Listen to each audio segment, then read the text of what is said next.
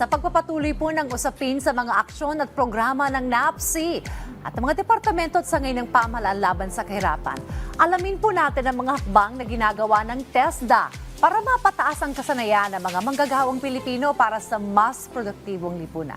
Tututukan po natin ang convergence o yung pagsasama-sama ng mga programa at stakeholders sa patuloy na pagpapaunlad ng mga komunidad at pamayanan. Dito pa rin sa National Anti-Poverty Commission Aksyon Laban sa Kahirapan.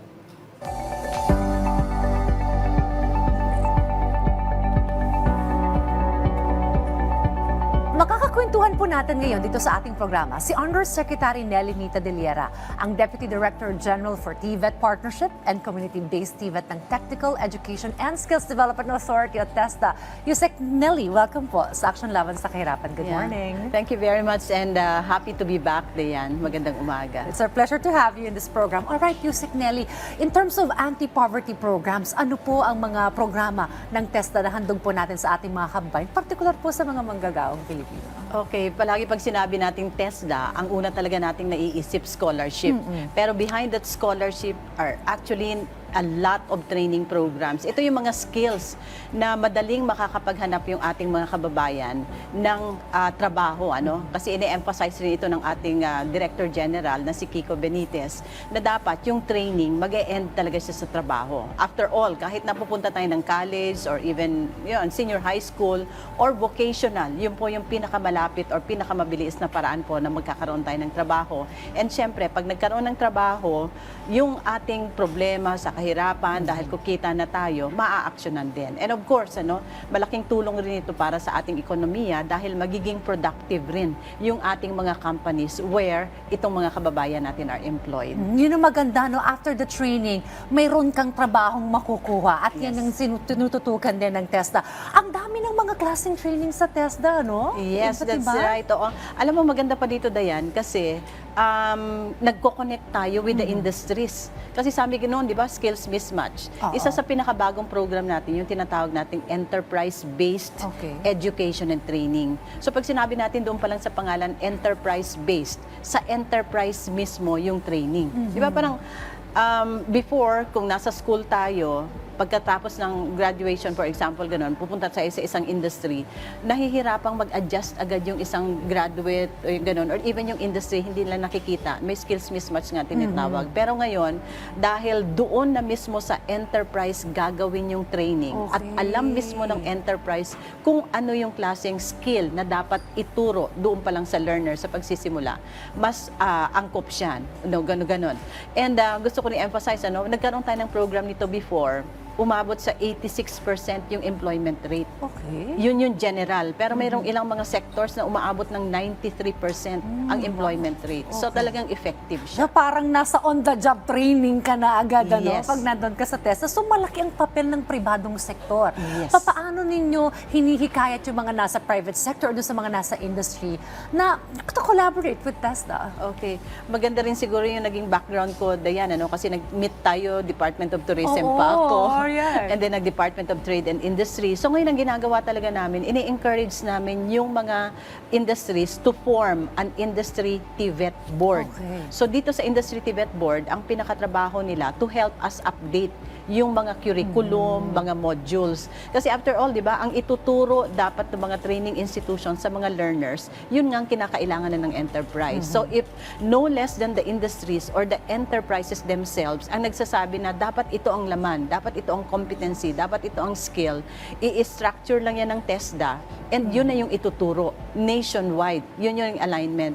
Kaya ang maganda pa dito po sa TESDA program natin, kasi may certification sa ending. So hindi lang siya basta certificate of attendance, alam mo yung ganun, certificate of participation, but it's a national certification or even a certificate of competency na hindi lang ginagamit sa Pilipinas. Even abroad. Yes, even abroad. Yun. So, masaya tayo, dahil nagpapakita lang ito na dahil nagagamit ng mga kababayan natin yung NC nila, yung certificate nila abroad, ibig sabihin, yung standard ng training na binibigay natin, global. Okay. Well, sino ang po pwedeng maka-avail nitong mga programa ninyo at paano po natin ito nilalapit sa mga Pilipino? Okay, magsimula tayo sa mga senior high school.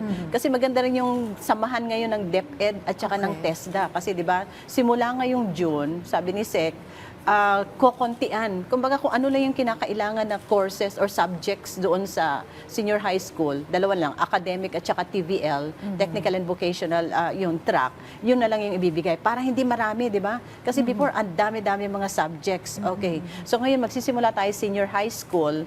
Pag napili nila po yung TVL, papasok na po tayo doon. So hindi lang siya classroom, meron din talagang practice. So senior high school, yun po yung ating mga special clients na tinatawag, mga indigenous people, mga out-of-school youth, women, at marami pang iba. Lahat po pwede. Even, Diane, yung mga nagtatrabaho na, Pwede may na, tinatawag oo. tayong upskilling.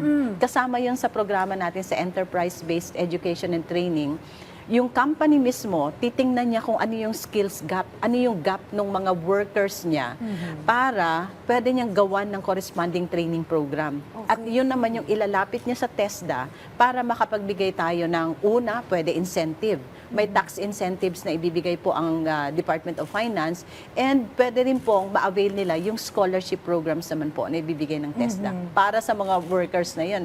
Okay. Alam mo, natutuwa ako nung naalala ko, bumisita ako sa TESDA. Meron na rin mga advanced na mga technology, no? Sumasabay talaga kasi kayo doon sa hinihingi ng industriya, no? May mga robotics pa nga, no? At nakakatuwa na I also met some graduates na already na nag-upskill. Meron ding mga digital skills na pwedeng matutunan sa TESDA. Alright, meron po ba kayong talaga ng mga beneficiaries na natulungan po ninyo? Mga nasa ilan na po ito? Although I for sure napakarami na po. Oo, ang dami. Ang bilang, actually, if I'll just go back to the figures ng enrollees natin ngayon, ngayon 24,000. Okay. First quarter. Oh, Compared okay. to last year, parang buong taon, 26,000. So marami talaga siya.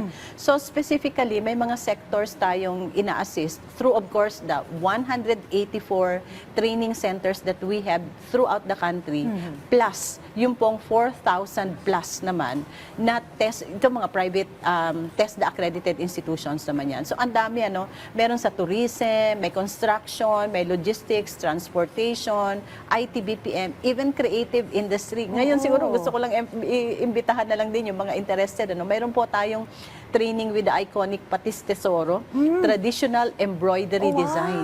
So pumapasok tayo ganyan sa creative industry dahil alam natin strength rin siya ng Pilipinas.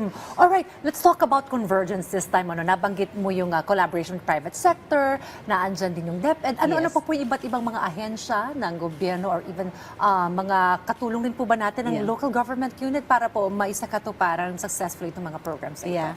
Of course, unang-una dyan, dahil bahagi tayo ng educational system ng Pilipinas, Department of Education and Commission on Higher Education.